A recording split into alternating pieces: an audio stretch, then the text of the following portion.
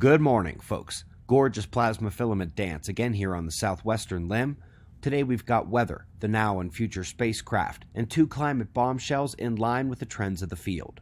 We begin with our star at spaceweathernews.com, and we find the last 24 hours again without sunspots, again dominated by the coronal holes, patchy, transequatorial.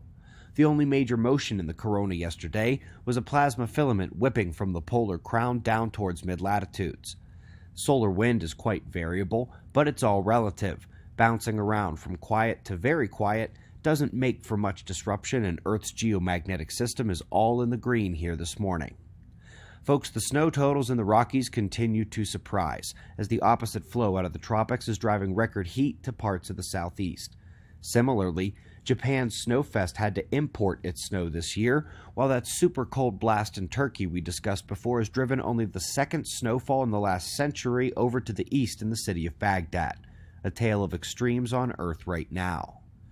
Let's go to the Kármán CubeSat with an excellent piece by the ESA on how it plans to handle re-entry to the atmosphere.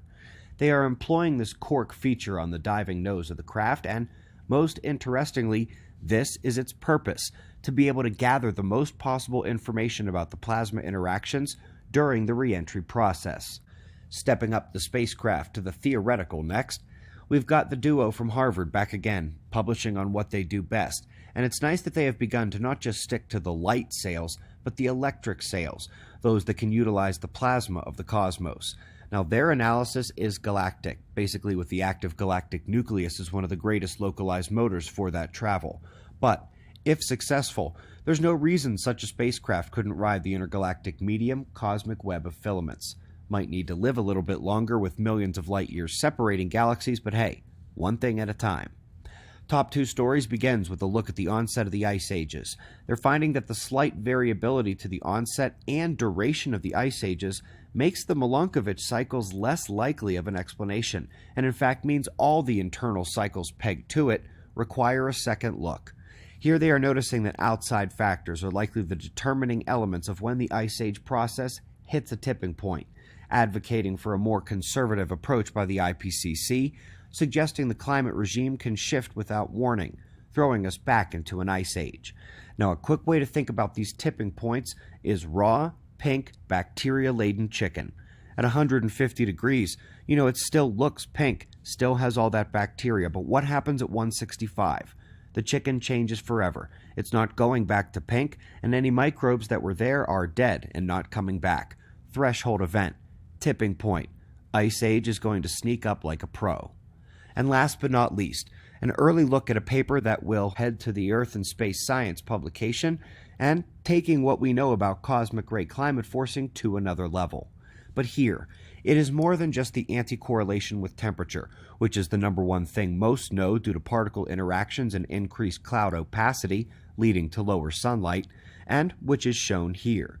But more importantly, the atmospheric pressure.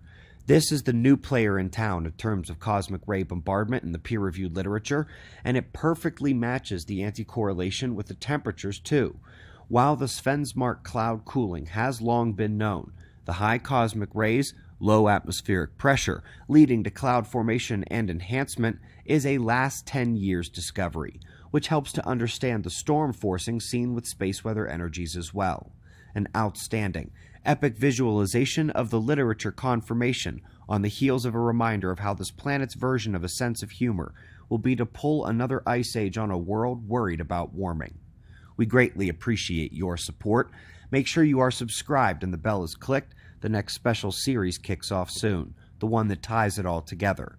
We've got wind map forecasts and shots of our star to close, and of course we'll do this all again tomorrow, right here, but right now it's 4:20 a.m. in the new Valley of the Sun.